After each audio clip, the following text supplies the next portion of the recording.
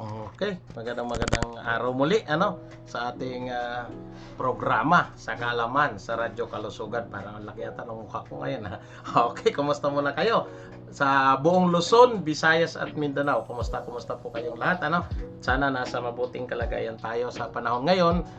Ito na ay Pebrero 2 na. Ayan. Itong Pebrero 2 kailangan nating pag-uusapan natin yung mga sakit-sakit na nararanasan natin ngayon. Kaya pag-uusapan natin mamaya yung tungkol sa arthritis. Pero siyempre, bago ang lahat, kumustahin muna natin ang buong Luzon, Visayas at Mindanao. Magandang araw sa inyong lahat at pati na sa ating mga OFW sa iba't ibang dako ng mundo. Magandang araw. Magandang araw po kay Sir Fred Reyes, kay Ma'am Estinile Reyes at sa lahat, pati kay Cecil, kay June, dyan. Kumusta po kayo? Pati na sa ating nanonood sa atin ngayon, nasa Camarines Sur. Yun ay si Linda Siso, si Rosita Nino, si Peter Nino, si Marivic Siso dyan sa may Cavite at nanonood din sa atin si Aaron. Ayan, kumusta po kayong lahat, At pati na dyan si Ma'am Rimchi Mier sa Australia at saka si Tumske. Okay, pag-usapan natin, ano ba yung arthritis? At paano ito naiiba sa ibang kondisyon sa joint?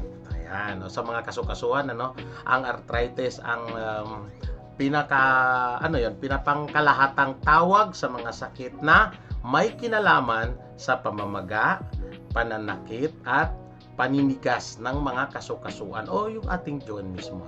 Naepektuhan din nito ang mga ligament, tendons, at iba pang parte ng nakasama sa musculoskeletal system natin. Ang karaniwang arthritis na naranasan sa karamihan ay ang tinatawag na osteoarthritis. At saka yung isa na yung tinatawag na rheumatoid arthritis. Ayan. Ano ba yung Ang osteoarthritis ay ang pagkasira ng cartilage sa kasukasuhan o joint. Habang ang tinatawag naman nating rheumatoid arthritis ay isang autoimmune disorder kung saan napagkakamalang kalaban ng immune system ang mga kasukasuan o yung joint, kung kaya nagkakaroon ng inflammation. Kasama ang gout, kasama dyan ang lupus, yung ankylosing, at saka yung spondylitis. At yung tinatawag naman nating yung juvenile idiopathic arthritis. Ang mga uri ng arthritis na may iba't ibang sintomas, may iba pang sakit sa kasukasuhan maliban sa arthritis, pero kapag pinag-uusapan natin ay ang pamamaga, pananakit at paninigas ng kasukasuhan o joint natin ay maaaring ito ay arthritis. Paano nakakaapekto ang arthritis sa pang-araw-araw na buhay ng isang tao? Ayan, paano kaya ito nakakaapekto? May malaking epekto sa pang-araw-araw na buhay ng isang taong nakakaranas ng arthritis. Ang pananakit at paninigas at ng kasukasuhan ay nakakabawas ng mga aktibidad na kayang gawin ng isang taong nakakaranas ng sakit na ito. Oo, nababawasan yung mga gawain natin. Yung dati nating ginagawa, hindi na natin magagawa ngayon. Talakayin natin ang mga malalim ng iba't ibang paraan kung paano nakakaapekto ang arthritis sa isang tao. Una, ang pag-uusapan natin, masakit ang magkaroon ng arthritis.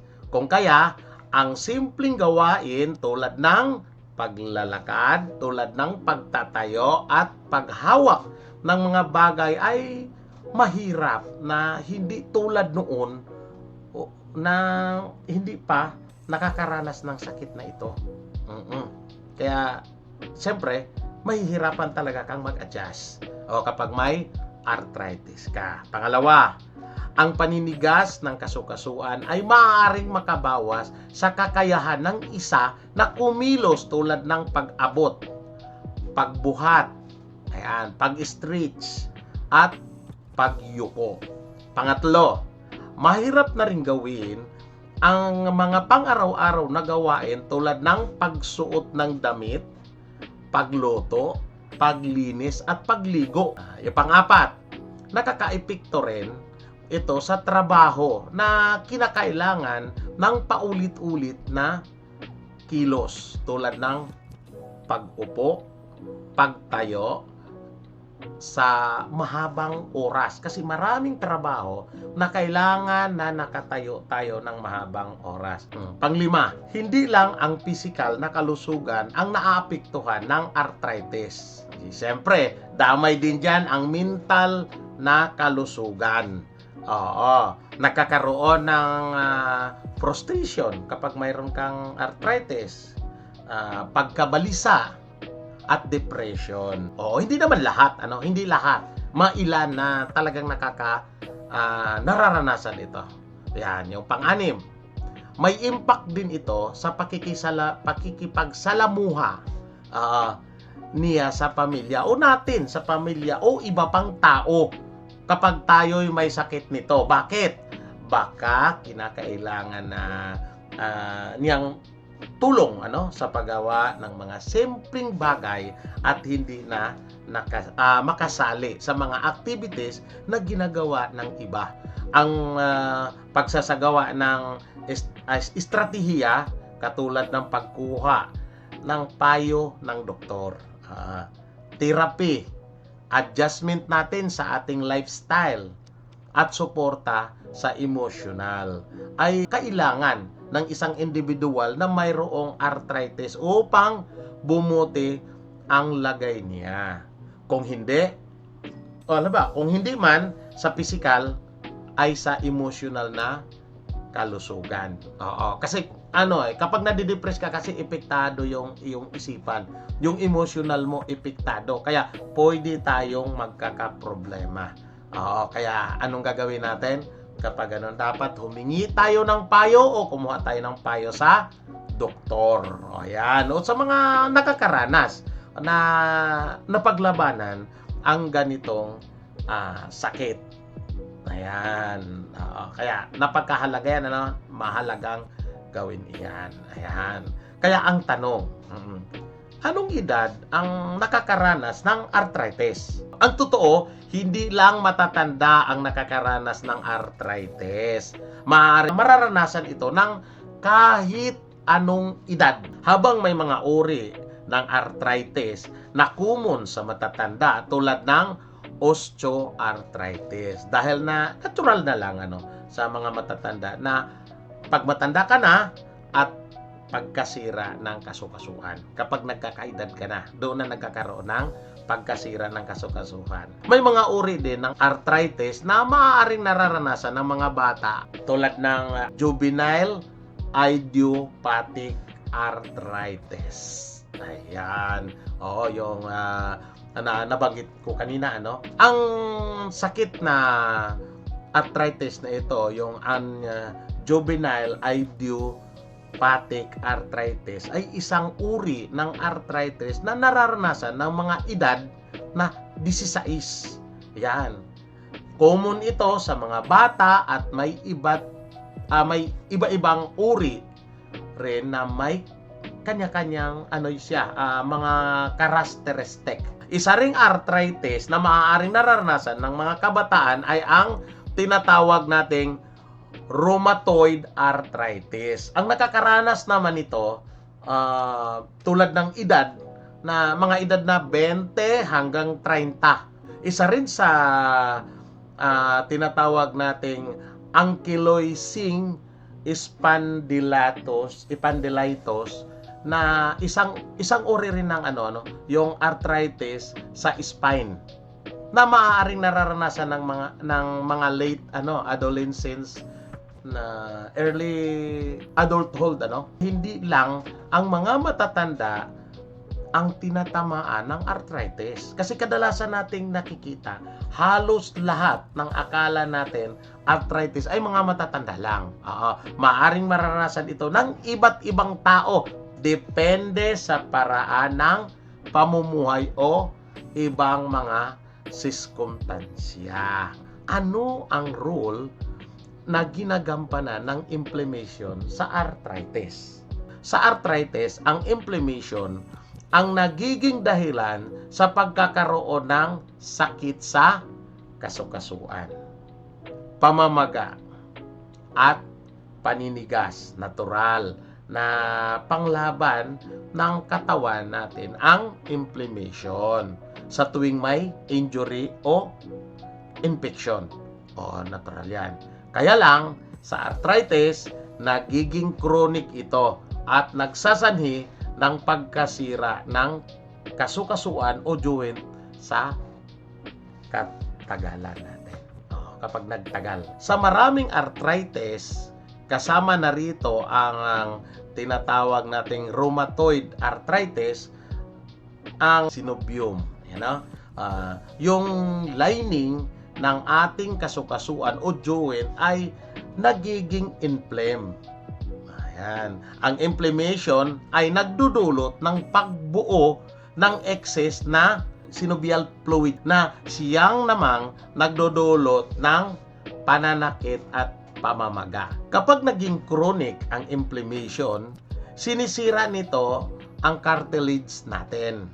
Ang cartilage ay ang smooth covering sa pagitan ng mga buto upang makagalaw o makabend ito ng smooth. Kapag nasira ang cartilage, maaaring magkakaskasan ang mga buto sa isa't isa kasi wala na yung parang malambot na pumapagitan sa kanila para madulas. Para sa sakyan, pag wala ng grasa, naglangingit-ngitan yan. Ganun din yung sa ating katawan. Pag naman sa ating katawan, may nakalagay yan na sa pagitan nun, sa buto, na siya yung dahilan naman parang hindi masakit. Kapag nasira yan at nagasgas na, magkakaskisan yung mga buto, kaya nagkakaroon ng sakit. Kaya ang nangyari, magre-resulta ito ngayon ng pagsakit ng mga buto na iyon. Sa rheumatoid arthritis, napagkakamalan, kalaban ng immune system ang mga kasukasuan o yung joint natin. Kaya nagsasanhi ito ng inflammation. Kung kaya, imbes na nakakatulong ay ang immune system, siya pang nagsasanhi ng pagkakaroon natin ng arthritis. Nagre-release ng katawan natin ng tinatawag nating cytokines at yung tinatawag na prostaglandins. Yan. Kapag mayroong inflammation sa ating katawan, ang mga chemical naman na ito ang dumadagdag sa pagiging sensitive ng ating kasukasuan na nagsasanhi ng pagdagdag ng sakit. Kaya mahalaga na kapag mayroong arthritis ay matugunan agad ang inflammation. Maaring uminom ng gamot. Yung gamot na mayroong anti-inflammation. Halimbawa, tulad ng ivermectin. Ayan, pwede. Kapag may arthritis ka, ang inumin mo na ivermectin, 1 capsule 3 times a day. Ang kagandahan sa ivermectin, pag iniinom mo, hindi mo na kailangan na mag-antay na nakakain. Pwede kang walang kain kasi wala siyang, natural siya. Yung ivermectin ni Dr. Alan Landrito. At saka mayroon ding mga herbal tulad ng hagunoy. Ayan, yung hagunoy naman, kung nasa probinsya ka, kumuha ka lang ng hagunoy doon na yung dahon. Mayroon ding tsayan. Pwede kayong pumunta sa Shopee, sa Damit Marilag sa Shopee, hanapin nyo lang yung hagunoy, makikita nyo yun doon. Pwede yan. Tapos mayroon din palang mayroon, kaya dahil dyan, sa dami ng may mga arthritis, mayroon kaming bagong pinormulate, nag-formulate kami ngayon ng langis, spray siya. Oo, ganito. Yan. Ayan. Oo. Kalikasan, kalusugan, A to Z. Ayan. Nakita ba? Medyo malabo ata. Ayan. Ayan. Ilalayo ko na lang para makita. Ito yung bago naming para sa arthritis. Ano? Ito yung haplas. Ayan. Ayan. Pero mahalaga din na umiwas sa mga highly inflammatory na blood oils. Yan. Lahat ng iyan, kapag nagawa natin agad ng maaga, maiiwasan natin na magkaroon ng arthritis. Ano ang mga risk factor kung bakit nagkakaroon ng arthritis? Maraming mga faktor kung bakit tayo nagkakaroon ng arthritis. Yan. Ang ilan ay hindi natin maiiwasan at may ilan na kaya nating kontrolin sa pamamagitan ng healthy lifestyle. Ayan. Ang mga sumusunod ay ang mga risk factor kung bakit tayo nagkakaroon ng arthritis. Yun, isa-isahin natin.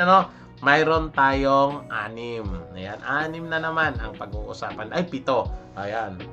7 yung pag-uusapan ng factor. Una, edad. Ayan.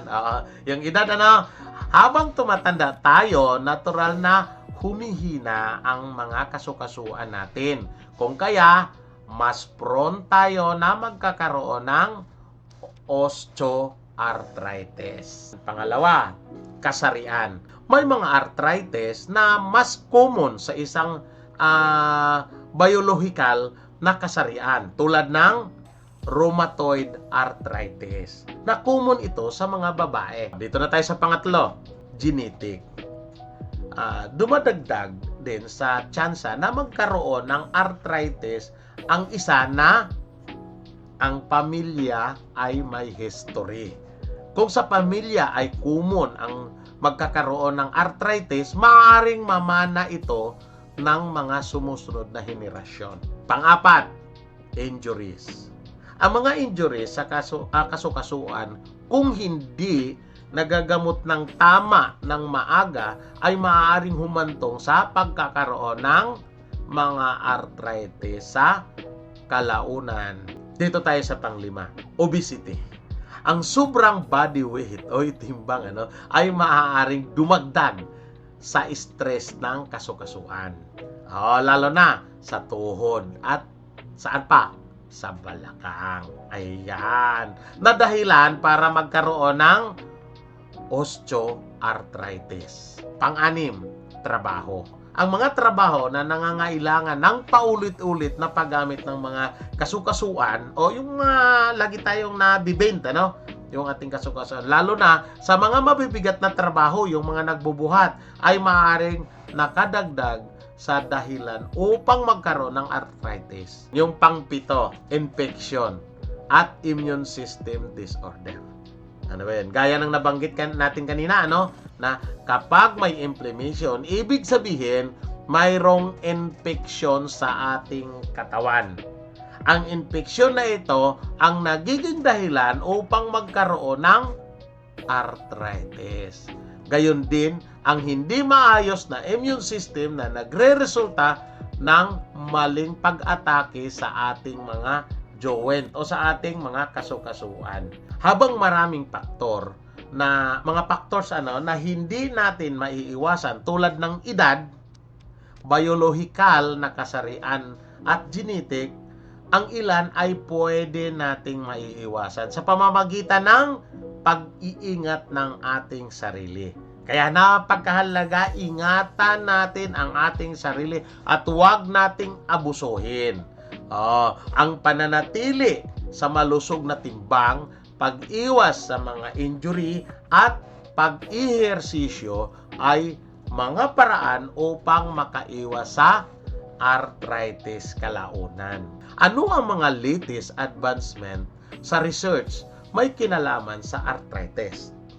Kasi hindi naman kasi nanatili ang medisina, hindi nanatili doon nakapokus kapag nakatuklas na.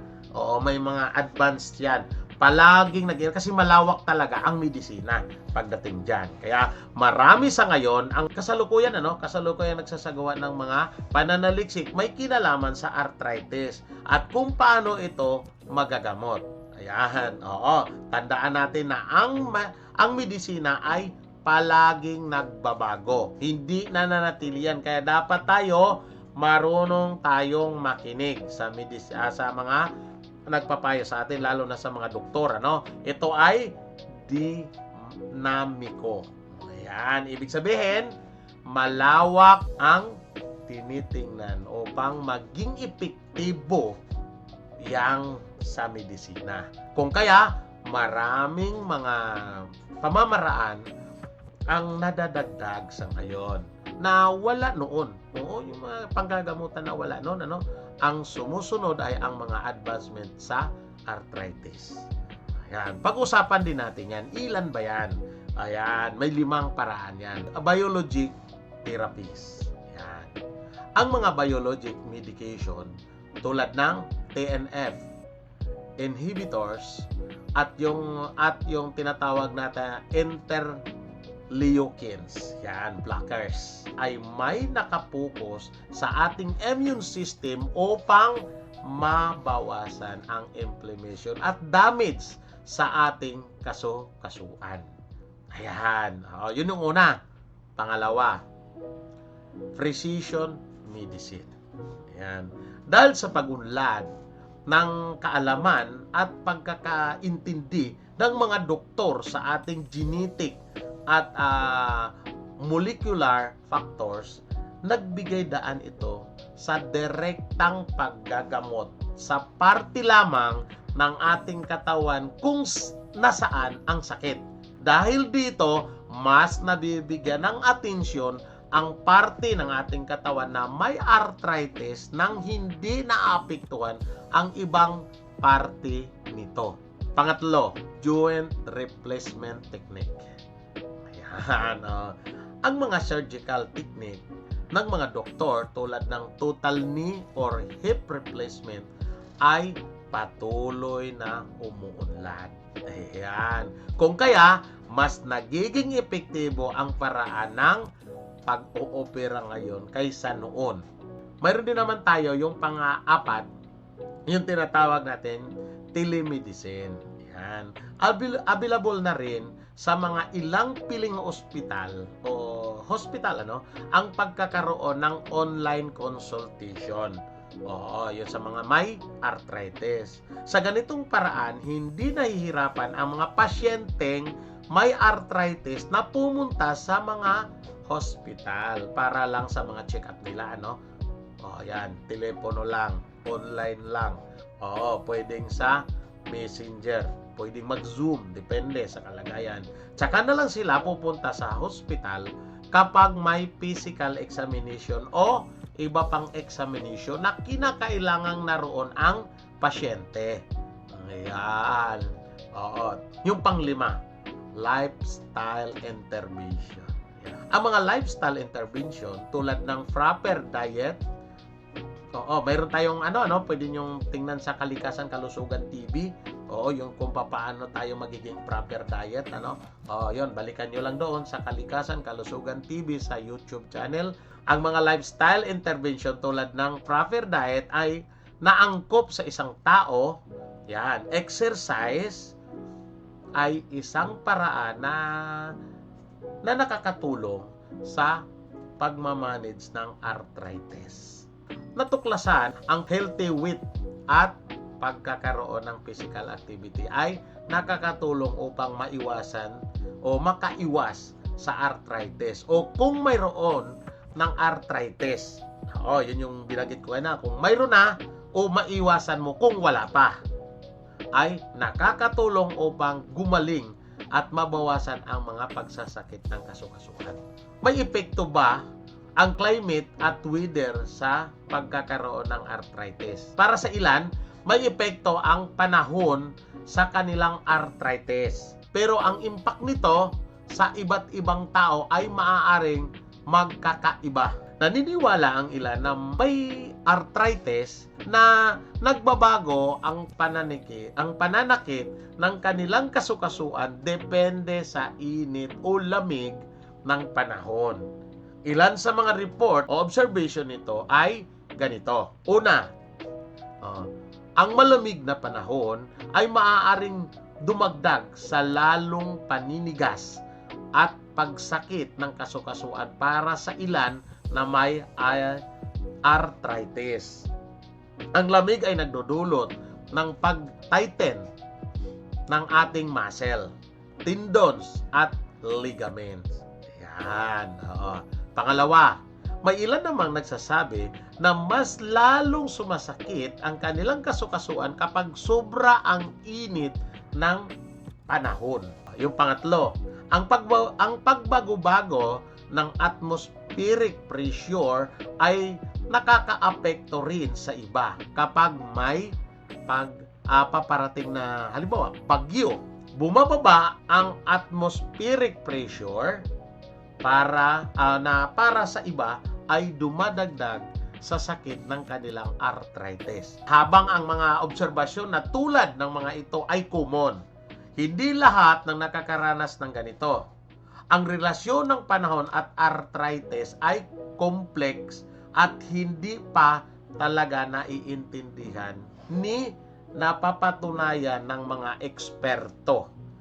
Kasi pinag-aralan yan hindi pa rin talaga nila napapatunayan na mayroong epekto. Mahalagang intindihin na iba-iba ang responses ng bawat individual. Hindi pare-pareho. May mga ilan na naapektuhan ng panahon at may ilan naman na hindi talaga naapektuhan ng panahon. Pangangalaga ng sarili lalo na sa pagbago-bago ng panahon ay mahalaga.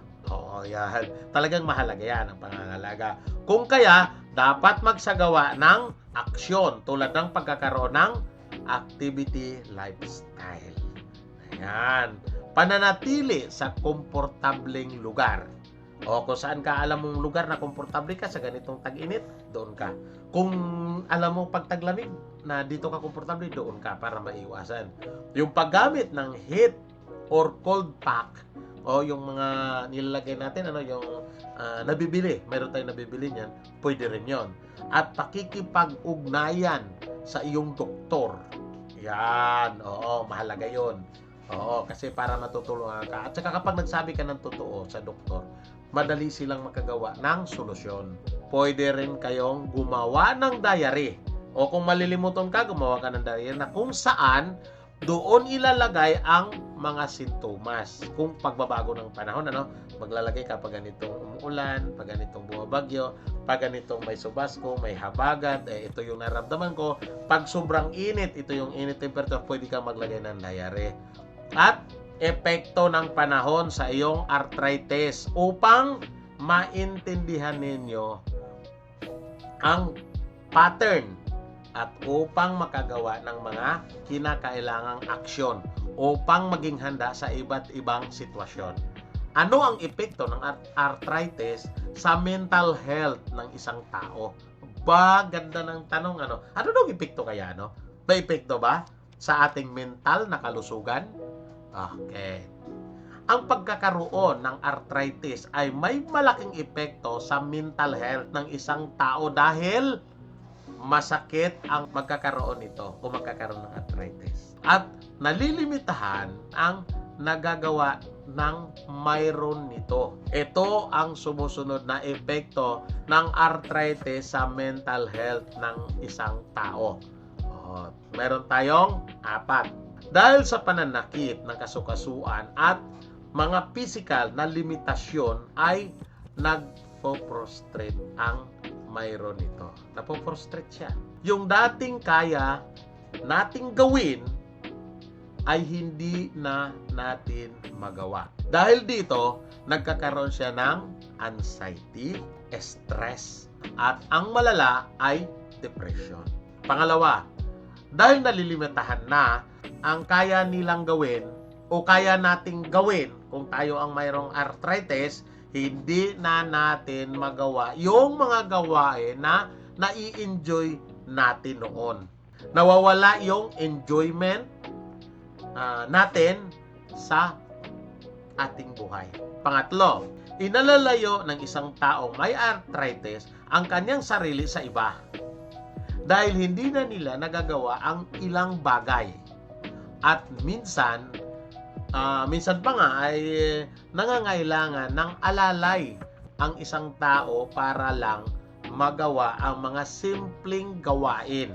Kaya naapektuhan nito ang kanyang kagustuhang makisalamuha sa iba. Kung kaya, inilalayo na lamang ang kanilang sarili sa ibang tao. Oo. Na dumaragdag sa pagbaba ng kanilang mental health.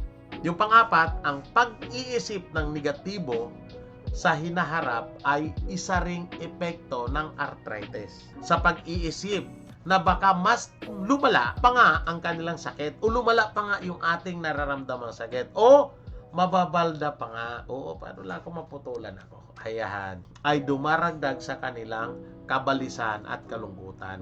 Ano ang pwedeng gawin ng isang tao may arthritis upang mapangalagaan ang kanyang mental na kalusugan? Una, humingi ng tulong, ilapit sa iyong pamilya ang iyong nararamdaman. Kung gusto mo naman makisalamuha sa kanila, pero napipigilan ng yung pag-iisip na magiging pabigat ka sa kanila. Makipag-usap ka sa pinakamalapit mong kamag-anak, kapamilya ika nga. Sa ganitong paraan ay maiintindihan nila ang iyong nararamdaman at makakagawa ka ng mga adjustment. At sila rin nakakagawa ng adjustment kapag gano'n. Pangalawa, mag-sorry. Yan, sorryin mo, ano? Kapag mas naiintindihan mo ang kondisyon mo, mas nakakagawa ka ng mga nararapat na aksyon. Makipag-usap sa iyong doktor at alamin kung anong klaseng arthritis ang mayroon ka. Pangatlo, therapy. Makakatulong din sa iyo ang mga mental health professional upang magbigyan ka ng paraan upang maiwasan ang kabalisahan at sobrang pag-iisip ng negatibo. Yan. Pang-apat, makipag-socialize. Panatilihin ang pakikipagsalamuha sa iba, lalo na sa iyong pamilya. Kasi yan ang lalong higit nakakaalam sa iyo at nakakaunawa sa iyo. Malaki ang magagawa ng pakikipag-usap sa iba sa iyong emotional well-being. Ayan. Panglima, mag-set ng goal. Pagsagawa ng maliliit na goal, hindi naman kailangan malalaki eh. Dahan-dahan mong abutin ang mga iyon. Celebrate mo.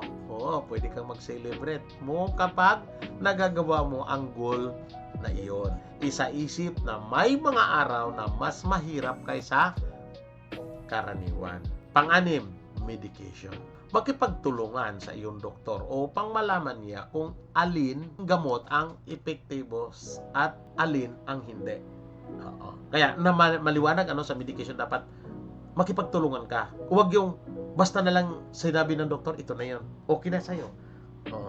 Dapat tingnan mo yung gamot na ininom mo kung ano yung epektibo sa'yo, kung ano yung hindi, para matulungan ka. Mas madali ang lunas.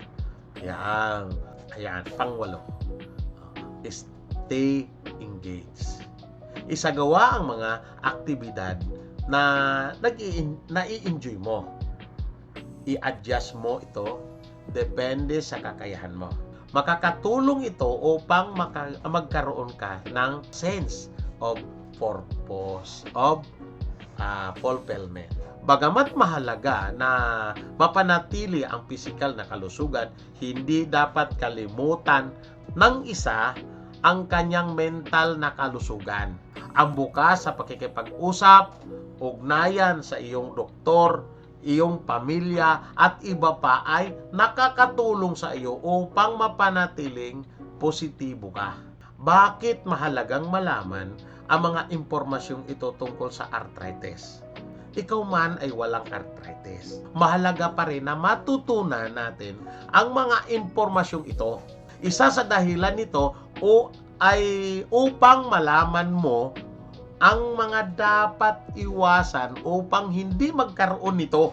Dahil nalaman natin dito na hindi lang matatanda ang nakakaranas ng arthritis. Kahit anong edad ay pwedeng tamaan nito kung hindi pangalagaan ang kanyang sarili.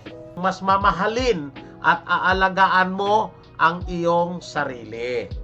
Yung sarili mo. Malaman mo kung anong gamot, inumin at lifestyle na dapat mong gamitin. Isa pa, makakatulong ang mga impormasyon na ito na matulungan natin ang iba. Ayan. Mas mabubuksan ang ating puso at isipan sa nararamdaman ng mga taong may arthritis. Maintindihan tayo kung may arthritis tayo. At mas magiging maintindihin tayo sa kanilang pinagdadaraanan. Makakatulong din ang mga impormasyon na ito na mas lalong maintindihan ng mga taong may arthritis ang kanilang kondisyon. Kapag naintindihan nila kung ano ito, mas makakagawa sila ng mga hakbang upang mas mapabuti ang kalidad ng kanilang buhay. Mas magiging masaya sila at maiiwasan nilang mag-isip ng negatibo. Kaya maraming salamat sa lahat ng sumusubaybay sa aming programa at sa lahat na nanonood at saka sa manonood pa lang sa programang Kaalaman sa Radyo Kalusugan. Magandang araw sa lahat.